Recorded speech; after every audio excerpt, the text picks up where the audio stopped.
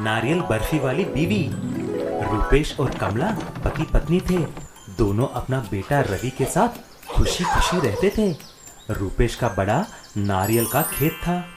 वह रोज जाकर नारियल का पेड़ चढ़कर नारियल तोड़ता था। फिर उसके सारे फसल को मार्केट में ले जाके बेचता था। उसको थोड़ी बहुत मुनाफा भी होती थी। एक दिन रूपेश आकर कमला से कहा, कमला, कहाँ है मेरा प्यारा बेटा? मैं उसे मेरी तरह नारियल वाला नहीं बनाना चाहता हूँ। उसे पढ़ लिख कर एक बड़ा ऑफिसर बनना है। अरे वो देखो, तुम्हारा लाडला आ रहा है खेल से। माँ, मुझे बहुत भूख लगी है, जल्दी से मुझे कुछ खाने के लिए दो ना। बेटा रवि, तुम्हें सिर्फ खेलना ही नहीं, तुम्हें बहुत अच्छी तरह पढ़ना लिखना भी चाहिए। हाँ पापा, मैं पढ़ रहा हूँ, लेकिन आप मुझे कल आपके साथ खेत में ले जाना। मैं भी नारियल तोड़ना सीखूंगा। ठीक है बेटा। ऐसा रूपेश और रवि दोनों अगले ही दिन सुबह ही खेत में जाते हैं। तभी रूपेश ने बोला, बेटा, तुम अच्छी तरह से देखते ही रहना, चढ़ो मत, अगर संतुलन नहीं रहेगा तो गिर जाएगा। ऐसा बोलकर रूपेश नारियल का पेड़ चढ़ जाता है और नारियल तोड़ना शुरू करता है। उसके बाद दूसरा और तीसरा पेड़ भी चढ़ा, लेकिन इधर रवि एक पेड़ थोड़ा चढ़ जाता है और उसका पांव फिसलने से नीचे गिर जाता है। रवि को कुछ नहीं होता, लेकिन उसका चिल्लाने की आवाज सुनकर रूपेश जो पेड़ के ऊपर था, उसका संतुलन बिगड़ जाता है। उसका पैर फिसलकर जोर से नीचे ऊपर से गिर जाता है। उसको कमर पर जोर से चोट भी लगती है। तुरंत उसको हॉस्पिटल लेके जाते हैं। कमला और रवि के आंसू रुक ही नहीं रहे थे। दोनों फूट फूट कर रोने लगे। वहां पर डॉक्टर ने बोला, कमला दीदी, रूपेश की रीढ़ की हड्डी दब गई है। उसको बहुत बुरी तरह चोट लगी है। मेरे ख्याल से वह अभी कुछ महीने तक बैठ भी नहीं सकता। हे भगवान, ऐसा मत बोलिए डॉक्टर साहब, ऐसा मत बोलो।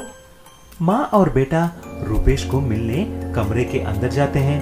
तभी रूपेश ने बोला, कमला, तुम चिंता मत करो, मैं जानता हूँ कि अब मैं उठ नहीं सकता। मैं अपने दोस्त किरण को बुला लिया है, अभी वही हमें कुछ सहायता कर सकता है, तुम चिंता मत करो। 2 दिन के बाद रूपेश का दोस्त किरण कमला को मिलने आता है। अरे भाभी, तुम चिंता मत करो, पहले ये बोलो कि तुम कौन सा पकवान स्वादिष्ट बना सकती हो। भाई साहब, मैं नारियल की बर्फी बहुत अच्छा बना लेती हूँ। मैं अपने दादी माँ के पास सीखी है। अच्छा, तो ठीक है, आप जल्दी नारियल का बर्फी बनाकर मुझे देना। मैं अपने मिठाई के दुकान पे नारियल की बर्फी लगा दूंगा। जो भी पैसा उसे बेचने से आएगा, मैं उसे आप ही को दूंगा। ये वादा है मेरा। जैसे ही किरण अपनी दुकान पे कमला का नारियल का बर्फी लगाया, उसकी डिमांड बढ़ जाती है। बर्फी का सेल्स आसमान छूने लगते हैं। स्वादिष्ट होने की वजह से उसको और कमला को बहुत मुनाफा होता है। ये सब देखकर कमला और रूपेश बहुत खुश हो जाते हैं। रवि भी अच्छी तरह पढ़ने लगता है। कुछ महीने के बाद जब रूपेश को ठीक हो गया, तीनों मिलकर नारियल की बर्फी का अपना एक ठेला भी खोलते हैं और ऐसा ही खुशी खुशी से जीने लगे। बांस काटने वाली। राधा और उसका पति अपने खेतों में बांस उगाते थे। उन बांसों को काटकर छोटे छोटे खिलौने बनाते और शहर में जाकर बेच दिया करते। एक दिन काम करते हुए राधा को एक बांस के पास एक छोटी सी गुड़िया दिखाई दी। अरे, ये गुड़िया, लगता है कोई बच्चा यहाँ खेलते खेलते छोड़ गया है। अजी सुनते हो, देखो जरा कितनी प्यारी गुड़िया है। पति पत्नी उस गुड़िया को देखते ही रह जाते हैं। वो बहुत खूबसूरत थी। आसपास के बच्चों से पूछते हैं, लेकिन गुड़िया किसी की नहीं थी। तो दोनों गुड़िया को अपने घर ले आते हैं।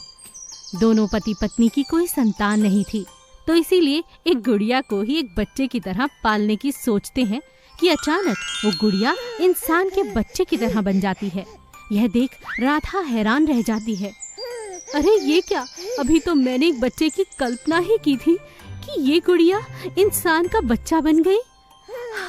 ये क्या हो रहा है, मुझे कुछ समझ में नहीं आ रहा। धीरे धीरे गुड़िया के प्रताप से उनके घर में धन दौलत किसी भी चीज की कमी नहीं रही। धीरे धीरे दोनों पति पत्नी बहुत अमीर हो गए।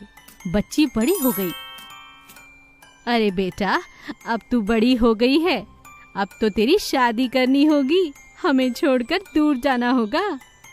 माँ, मैं शादी जरूर करूंगी, लेकिन ऐसे नहीं। उसने एक शर्त रखी।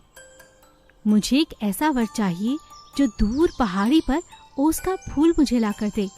जो ये कर पाएगा उसी से मेरी शादी होगी। माता पिता हर गांव में इस बारे में बताते हैं, लेकिन ऐसा कोई शूरवीर उनके घर तक नहीं आता जो ओस का फूल ला सके। माँ, आप जानती नहीं, मैं किसी आम इंसान से शादी नहीं कर सकती। मैं एक परी हूँ, ओस परी। जो फूल मैं मांग रही हूँ उसे पाए बिना मैं किसी और इंसान से शादी नहीं कर सकती। लगता है अब आप दोनों को छोड़कर मुझे जाना होगा। जब उसने ऐसा कहा तो राधा और उसका पति फूट फूट कर रोने लगे और उसके ना जाने के लिए उससे विनती करने लगे। लेकिन अचानक एक मुसाफिर, जिसे ये बात पता चलती है, वो ओस का फूल ले आता है और ओस परी के सामने रख देता है। यह देखकर राधा, उसका पति और बेटी खुश हो जाते हैं। राधा और उसका पति उन दोनों की शादी कर देते हैं और वो दोनों खुशी खुशी वहां से चले जाते हैं। माँ, आप जैसे पिता और माता पाकर मेरा जीवन धन्य हो गया। एक परी होने के बावजूद मैंने एक इंसान की जिंदगी जीकर देखी है। एक अच्छा पति जो मुझे मिल गया है, अब मेरा जीवन और भी खुशहाल हो जाएगा। मैं आपकी इस ममता का कर्ज कभी नहीं चुका सकती। और धीरे धीरे राधा को सब बांस काटने वाली की जगह ओस परी की माँ के नाम से जानने लगे।